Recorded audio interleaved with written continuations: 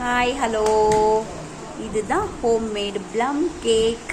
இது எங்கள் வீட்டில் செஞ்ச கேக்கு. அதாவது எங்கள் வீட்டில்னா என் தங்கச்சி வீட்டில் செஞ்சது.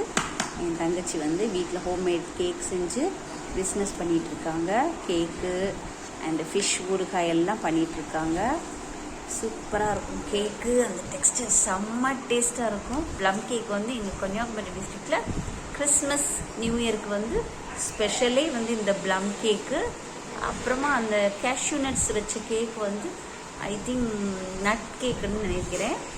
அது இனி அவங்ககிட்ட கேட்டால் தான் தெரியும் நட் கேக்கு. இந்த பெரிய கேக் ப்ளம் கேக் சூப்பராக இருக்கும். பாருங்கள், செம்ம டேஸ்டான ப்ளம் கேக் சூப்பராக இருக்கும் சாப்பிட்றதுக்கு.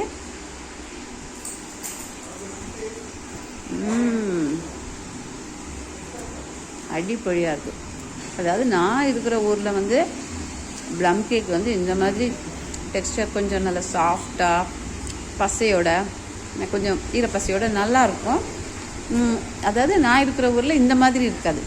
எங்கள் ஊரில் நாகர்கோயிலில் இந்த மாதிரி ப்ளம் கேக் தான் கிடைக்கும். அந்த ஊர்லலாம் கேக் இந்த மாதிரி ப்ரௌன் கேக் ப்ளம் கேக் உதிர்ந்து போங்க, பொடி பொடியாக உதிரும். இந்த மாதிரி டெக்ஸ்டரில் கேக் கிடைக்காது. இது ரொம்ப சூப்பராக இருக்குது, செம்ம டேஸ்ட்டாக இருக்குது. யம்மி.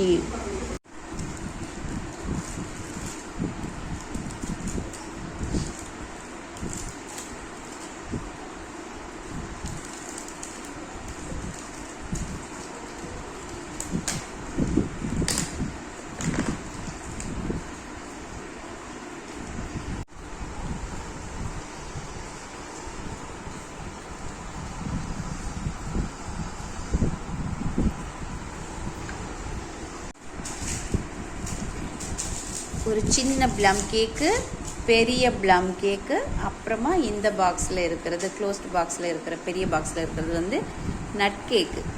சூப்பராக இருக்குது, செம்ம டேஸ்ட்டு. பேக்கிங் நடக்குது.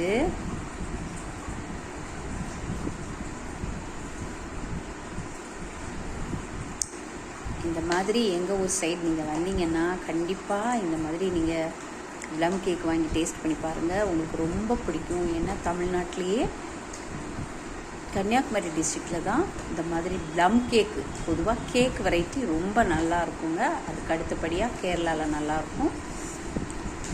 எங்கள் ஊருக்கு வந்தால் நீங்கள் கண்டிப்பாக இதை டேஸ்ட் பண்ணி பாருங்கள்.